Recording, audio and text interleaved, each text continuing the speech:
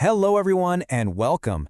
Today we're going to break down 4 really important developments that are shaping India's future. We're talking about everything from military partnerships and economic policy to national symbols and even tourism. Trust me, these are the key stories you absolutely need to have on your radar for your exams. So, are you ready? Let's jump right in and master these key topics together. Okay, first up, we're looking at the growing defense ties between India and Japan. And the highlight of this partnership is, of course, the joint military exercise called Dharma Guardian. This isn't just a routine exercise, it's a really big deal for strategic cooperation in the whole Indo-Pacific region. Now, this slide is basically your cheat sheet. It has all the essential facts you need to remember. We're talking about the 7th edition of the exercise, which is a big number. The Indian unit participating, the elite Ladakh Scouts. And where is it happening? In Shobatia, Uttarakhand. This location is super important because its terrain is perfect for the exercise's focus, which is semi-urban combat. Seriously, every single detail here could be a potential exam question, so make sure you know them. Okay. Pay close attention here, because this is where examiners love to throw a curveball. It's just as important to know what the exercise doesn't cover. So while they're doing a lot of tactical stuff like cordon and search ops and heliborne maneuvers, they are not focusing on cyber warfare or cryptographic analysis.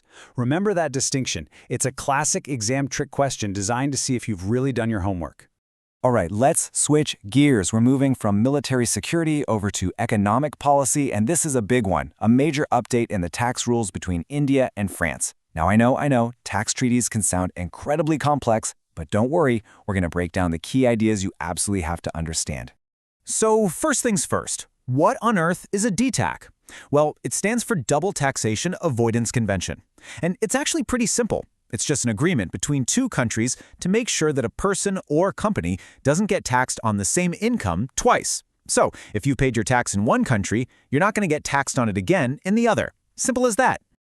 Next up, we have the MFN clause. MFN stands for Most Favored Nation. The easiest way to think about this is like a best price guarantee in international trade. It used to mean that if India offered a really good low tax rate to some other favored country, France would automatically get that same sweet deal. And this right here is the game changer. This is the big update. Before, France automatically got the best tax rate, but now that automatic extension is gone. It has been removed. This is a really significant shift in India's policy, and it gives the country way more control over its tax agreements. So, you might be wondering why the sudden change? What's the reason behind it? Well, the main goal is to prevent something called BEPS. Remember this acronym, it's super important. BEPS stands for Base Erosion and Profit Shifting. It's basically a term for tax avoidance strategies that some big multinational companies use to shift their profits to low-tax countries so they can avoid paying what they owe. This change is part of a global crackdown on that. Okay, for our third topic, we're moving into the realm of national identity and the power of symbols. There are some really interesting changes happening at Rashtrapati Bhavan, right at the very heart of India's government, and they tell us a lot about how the nation is looking at its own history. So what's actually changing? Well, the statue of the British architect Edwin Lutyens, the man who designed a lot of colonial-era Delhi, is being removed. And who's taking his place? A statue of C. Rajagopalachari, India's last and only Indian Governor-General. It's a very clear and symbolic move away from honoring a colonial legacy to celebrating a true national icon. And there's no mystery about why this is happening. The government's objective has been stated very clearly, and I quote, to shed colonial symbols and give space to national icons.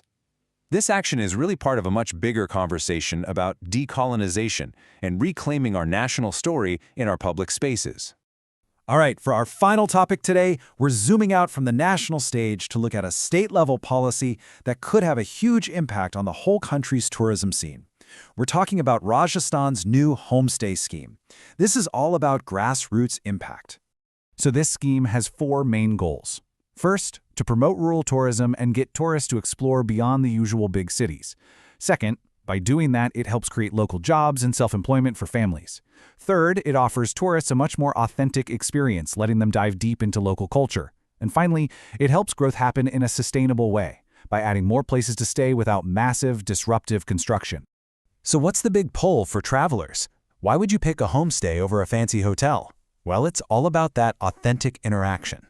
It's a chance to experience local traditions, eat real home-cooked food, and see the local lifestyle up close. That's something money can't buy. And it's really the unique selling point of this whole scheme. And here's the best part. The government isn't just telling people to open up their homes and then leaving them to figure it out. They're actively helping property owners succeed. They're providing crucial training in things like hospitality skills and even digital marketing skills. This kind of support really empowers local entrepreneurs and helps make sure the program is a long-term success. All right, everyone, deep breath. We've covered a lot of ground. It's time for a final, super quick revision. This slide has all the most important takeaways from everything we just discussed. Let's lock in these points for your exams. Let's do a rapid-fire recap. Dharma Guardian? That's the India-Japan joint exercise in Uttarakhand. The India-France tax treaty? The key takeaway is that the automatic MFN benefit is gone, all to fight beeps. Rashtrapati Bhavan? Ludian's statue is out, Rajagopalachari's is in as part of decolonization. And finally, Rajasthan's Homestay Scheme is all about boosting rural tourism and creating local jobs. Got it? Those are the 4 core points to remember. So as we wrap up, here's a final thought for you to chew on. Which of these developments, the military alliance, the tax policy shift, the symbolic change, or the local tourism initiative, which one do you think will have the most significant long-term impact on India's future? It's really interesting to think about how all these different threads weave together to shape the nation. अगर आपको ये video helpful लगा हो तो please like, share और channel को subscribe करना मत भूलना। सारे PDFs के लिए मेरा टेलीग्राम चैनल ज्वाइन करें, लिंक डिस्क्रिप्शन में है। Keep watching